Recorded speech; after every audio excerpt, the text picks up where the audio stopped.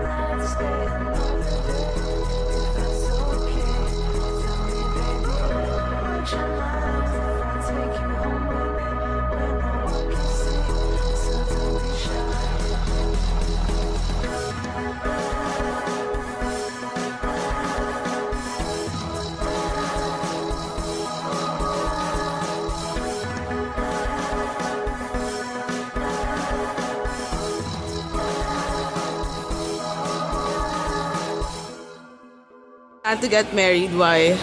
As of now, I'm still unsure if I really will or if I plan to get married. So, When do you plan to get married?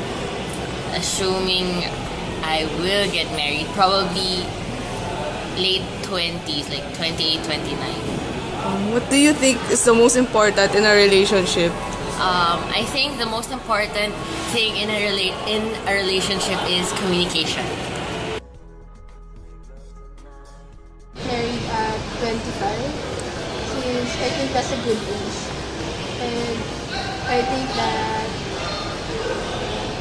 What do you think is the most important in a relationship? that's trust and you're considering your partner's attitude and personality is important in that relationship. From the emotions, of the partner, like, you have to consider, like, the constraints of the relationship as well. Not just, like, emotional constraints, but also yung economic factors and what happens in society, because it affects your decisions and basically the decisions you make. Do you plan to get married? Yes, I do. Despite like what they say, like marriage is hard, ganyan, and a lot of these days people don't prefer to get married. They actually prefer live-in. I actually want to get married still because I don't know, maybe it's because of my cultural background. Like, my parents expect me to get married and to have children, so it's because of society's expectations. So when do you plan? Around 28 years old. Okay. Married in the future, why? Yes, to have a family When do you plan to get married? at the age of 30 maybe. What do you think is the most important in a relationship? Trust.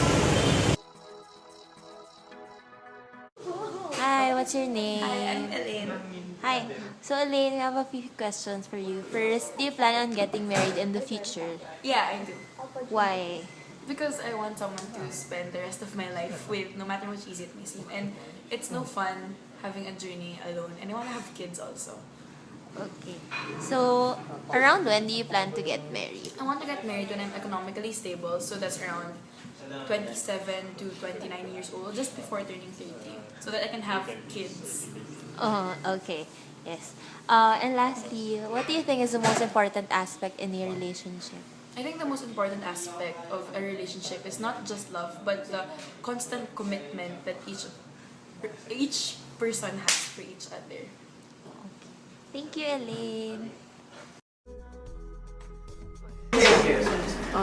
What the ideal age for you to get married?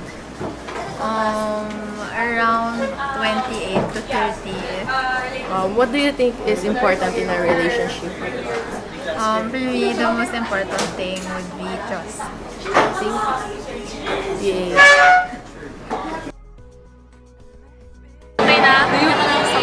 Do you plan to get married? Yes. When do you plan to get married and why? I plan to get married when I'm 26 because I think that's the right age to have a love life. What do you think is the most important in a relationship? Love, of course.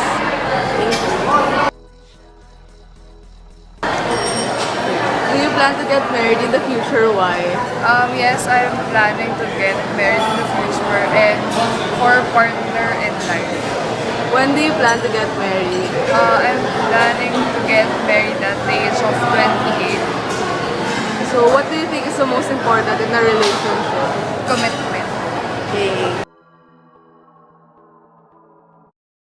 Hi, what's your name? Hi, I'm Casmanzon. Okay. So we have some questions for you. First, do you plan on getting married in the future? Yes, I do. Why? Because I want to have my own family, raise my kids like my mom and dad raised me, and see them grow up to be like me and my future husband. Around when do you plan to get married? I'm 21 now, and I think I have to get married before 30 because a lot of people say that childbearing would be hard after 30 years old. So I'm eyeing on getting married after 7 years. For you, what do you think is the most important aspect in a relationship?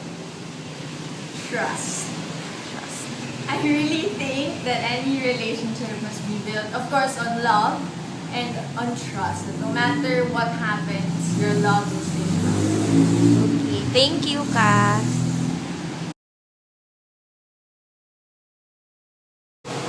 Hi, good day. What's your name? Hello, I'm Ryan. Hi, Ryan. So we have a few questions for you. First, do you plan on getting married in the future? Yes. Why? To procreate. God's, Okay. God's commandment. Okay. Around when do you plan to get married? Early 30s, late 20s. Early 30s or late 20s. Okay. So lastly, what do you think is the most important aspect in a relationship? Money. Joke lang. Trust. Trust. Why? Why? Honesty is the best policy. I believe in that one. Okay, thank you, Ryan. Bye.